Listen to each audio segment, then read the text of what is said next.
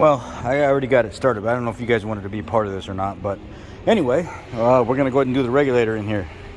It's all busted out of this thing. Windows stuck up. The wire's all binding. If you look at all like the rot and rust and stuff inside the door where all the corrosion's been happening from the damn salt, because it's a salt truck, this thing is nasty.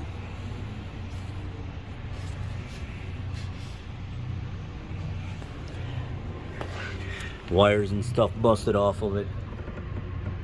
So far, pop this cover off here. Then there's a 7mm that goes in right here. Take the 7mm out. And then up underneath the front right here, take a little pick, hook it, pull forward. It's going to be really hard to pull this thing off. Pop it off. It's going to seem like you're going to break it. You're not. 7mm here, 7mm here. There's a little cover here. Hook back behind the little black cover. Pull it forward. 7mm here, 7mm here. And on the bottom of the door, there's two black 7mm. Once you pop those two 7mm off, you just grab that door kind of violently on each side and pop it forward and then slide it right up and off the track. But on the back of the track, you're going to see there's this cable here, and you're going to have to release this bottom tab. When it's plugged in, you can pull down on this tab and it unlocks. Slide this out of there, unplug your other connectors on the back side of the door, set your door off to the side. I took the speaker out so I can get some more light and stuff back in there, and I unplugged the main connector here. Now I'm going to see what I got to do to get this door, this glass unclipped from the regulator. Looks like there's a quick release. You just pull that plastic tab back and it releases, and then probably same thing over here. Oh no, this has got a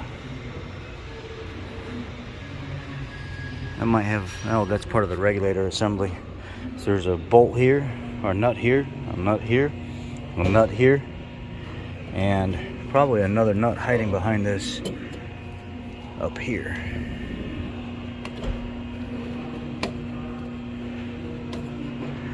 And there is, wow, that's great. Hiding right behind this. So I bet what you have to do is either take a ratcheting wrench up in here to get that out, or you got to pull this clip out of that hole so you can gain access through the hole and back there to pull that nut out. Then you could slide the regulator out of there. And then if you look where this window is bolted in, I don't know, let's just get at it and start pulling it apart, and then we can see where we're at once we start getting it all out of here. You can pull a harness out of your way if you want, but I really don't think it's in the way. You just use a plastic trim tool to pull it back. Let's get at it real quick. All right, what I decided to do was I decided to just bend this out of the way instead of drilling all these out to get back there. I just bent it out of the way because I'm going to put it back. That's like unnecessary work. I took the nut out of this here. I also took the nut from down here, and you can already see this regulator starting to move. And I also took the nut here off, and now I'm going to pull this one out of here, and let's see how this window comes apart from this regulator assembly. Because I don't have my magnetized 10mm, yeah, you guys know the struggle. The magnetic 10mm I lost. I've been using a regular 1/4" drive 10mm on my Milwaukee Impact, and I've been using a magnet to pull the nuts out of the hole so I don't drop them down inside the door. Now you can see there's a little hole right here. Let's see if I can focus in on that hole. Right here, there's a little hole. And I pushed that little plastic tab out of there, and I pushed this metal part of this regulator out of there as much as I can, and now I'm going to try to slide this sideways. Alright, it's moving. So I'm going to see if I can wiggle this part down here on the bottom out of here. Well, looks like that was ready to break anyway. I didn't notice it, but there was actually this black 10mm right here that was holding it up, and once I pulled that out of there, that whole thing just dropped. So there's the regulator assembly down, and the window's still up because I'm using tape to hold it up.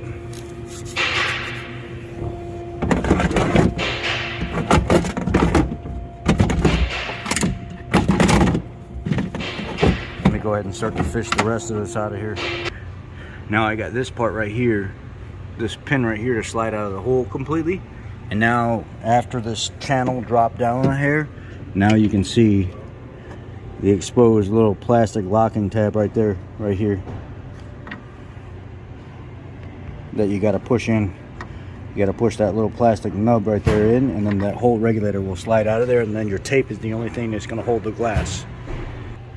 Alright, it just fell down. What I did was I took my fingers, you can see my little greasy fingerprints right there, and I pushed forward on the glass this way and pushed the locking tab back that way, and then the regulator just dropped straight down.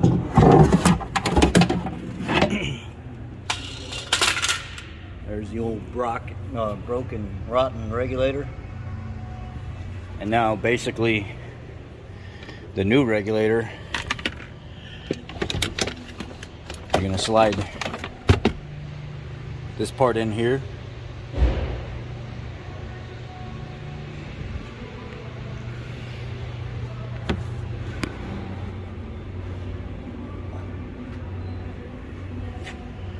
So looks like something has to transfer over here. Oh no, never mind. Right here.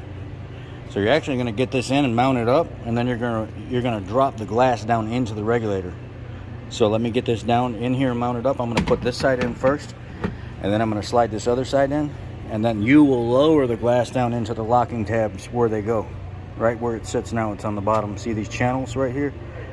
Let me go ahead and do that real quick. I didn't want to take no chance of breaking the glass, so I just went ahead and dropped the front part down, pulled the back part up, and slid it right out of the channel. So now I can go in here and work freely.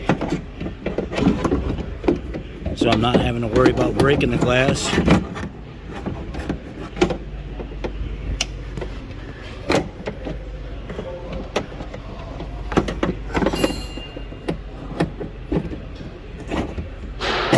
There's that. And there's that. Now I can go over here.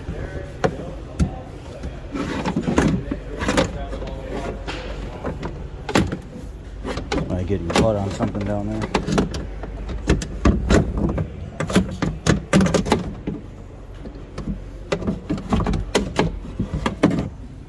I need two hands because I'm getting caught on that channel plastic. I could plug it in and then plug the switch back in and move it up some, but I'm not going to do that right now. Let's see if I can get the plastic to clear there. Okay, it popped up. Now, see if I get the bottom. I get this bottom to pop in right here. Where the hell is the stud at?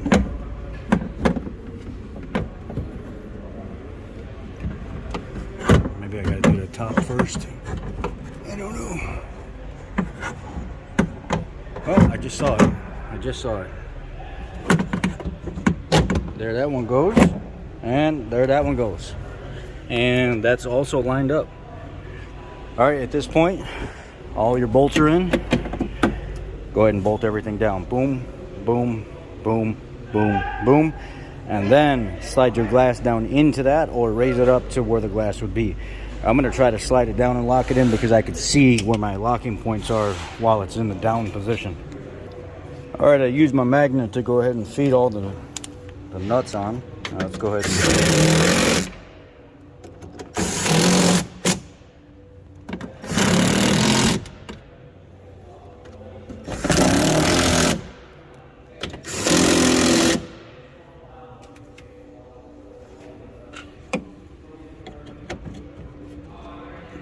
Go ahead and put that back on there, and now we go ahead and put the glass in. So I've got my dirty fingerprints all over it, and I've got the glass slid down. Now I'm ready to, that side's in.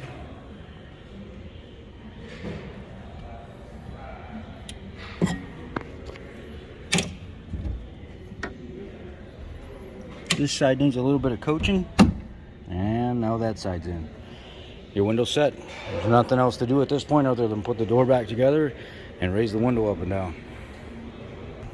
Of course, you're going to want to put a piece of tape over your holes, bend your little piece of metal back, put your quick clip back on there, and then continue putting everything back together. Put your speaker and stuff back in. I took that out so I could see better.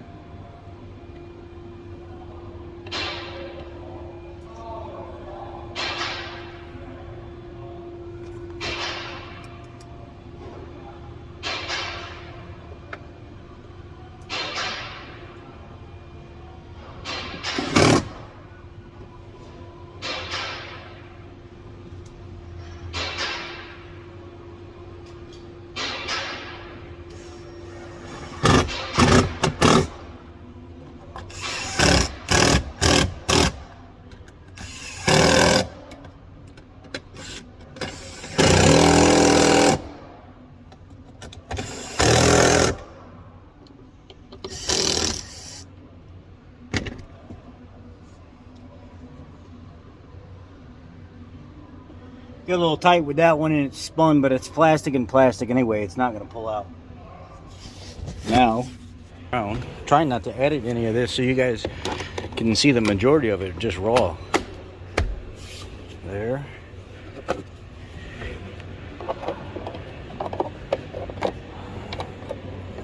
Get the bottom lined up. Snap the top in. Put this back part in first.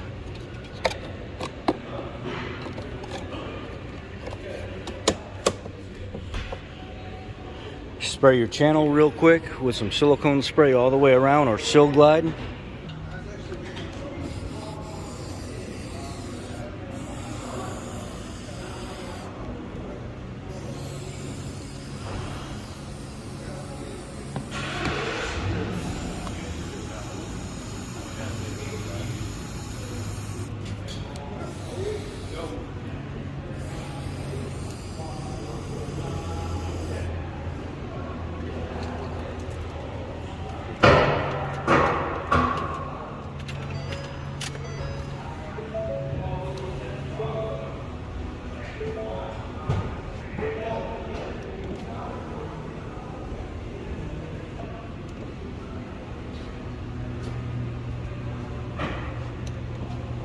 Run it up and down a few times, get that silicone really smeared around in there, and then clean your window off.